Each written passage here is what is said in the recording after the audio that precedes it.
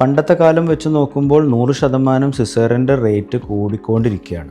അതിൻ്റെ കാരണം medico legal cases വരുന്നത് ഏറ്റവും കൂടുതൽ ഒബ്സ്റ്ററ്റിക്സ് എന്ന് പറഞ്ഞാൽ ഗർഭിണികളുടെ ഡോക്ടർമാരുടെ എഗെയിൻസ്റ്റാണ് ഏറ്റവും കൂടുതൽ മെഡിക്കോ ലീഗൽ കേസ് വരുന്നത്. അപ്പോൾ അത് പേടിച്ചിട്ട് ഡോക്ടർമാരും പെട്ടെന്ന് തന്നെ സിസേറിയൻ ചെയ്യാൻ റിസ്ക് എടുക്കാൻ താല്പര്യപ്പെടുന്നില്ല.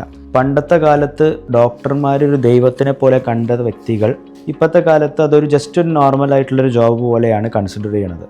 അപ്പോൾ എന്തുകൊണ്ടൊരു ഡോക്ടർ ഇത്രത്തോളം എഫേർട്ട് ഒരു പേഷ്യൻ്റെ അടുക്ക് എടുക്കണമെന്ന് ഒരു ക്വസ്റ്റ്യനബിളാണ്.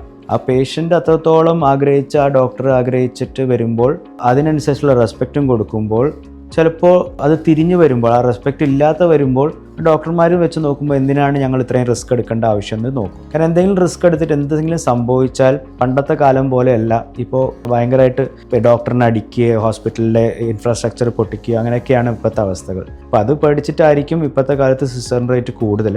പിന്നെ ഇപ്പോഴത്തെ പ്രഗ്നൻറ്റ് മദേഴ്സും കുറച്ചും കൂടിയും പെയിൻ ടോളറൻസ് കുറവാണ്. അപ്പോൾ അവർക്ക് കുറച്ചും കൂടി സിസേറിനാണ് എളുപ്പം എന്ന് അവർക്ക് തോന്നുന്നു. പണ്ടത്തെ വെച്ച് നോക്കുമ്പോൾ 5-6 പ്രസവിച്ച ഫാമിലി ഇപ്പോൾ 1-2 കുട്ടികളാകുമ്പോൾ തന്നെ അവർ ഫാമിലി ക്ലോസ് ചെയ്യുകയാണ്. അവർ മുന്നോട്ട് ഇനി കുട്ടികൾ ആഗ്രഹിക്കുന്നില്ല. അപ്പോൾ 2 സിസേറിനൊക്കെ ആകുമ്പോൾ അവർക്ക് കുഴപ്പമില്ല എന്ന് വിചാരിച്ച് അവർ സിസേറിന് ഓപ്റ്റ് ചെയ്യുന്നുണ്ട്. പക്ഷെ എന്തായാലും 100% ഇന്ത്യയിൽ സിസേറിൻ റേറ്റ് കൂടിക്കൊണ്ടിരിക്കുകയാണ്.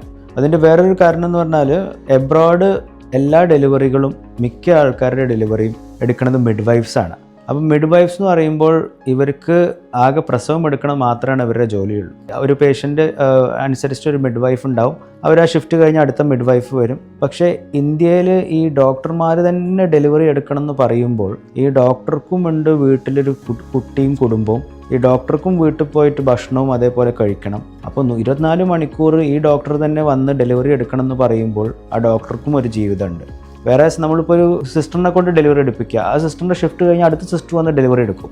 എന്തെങ്കിലും കോംപ്ലിക്കേഷൻ നമ്മൾ ആ സിസ്റ്ററിനെ അത്രയ്ക്കും ട്രെയിൻ ചെയ്യിപ്പിക്കുക. എബ്രോഡ് ഇപ്പോൾ എല്ലാ മിഡ്വൈഫ്സും അത്രത്തോളം ട്രെയിൻഡാണ്. നമ്മുടെ ഈ ഇന്ത്യയിൽ ഈ ഡോക്ടർമാർ മാത്രമേ ഡെലിവറി എടുക്കുന്നു എന്ന് പറയുമ്പോഴാണ് സിസേറിയൻ റേറ്റ് കൂടുന്നത്. മറ്റേ സിസ്റ്റർമാരെ കൊണ്ട് എടുപ്പിച്ച് നോക്കുക, അല്ലെങ്കിൽ മിഡ്വൈഫ്സിൻ്റെ എഡ്യൂക്കേഷൻ നമുക്ക് ഇവിടെ കൊണ്ടുവരാൻ പറ്റുകയാണെങ്കിൽ നമുക്ക് ചിലപ്പോൾ സിസേറിയൻ റേറ്റ് കുറയ്ക്കാൻ പറ്റും.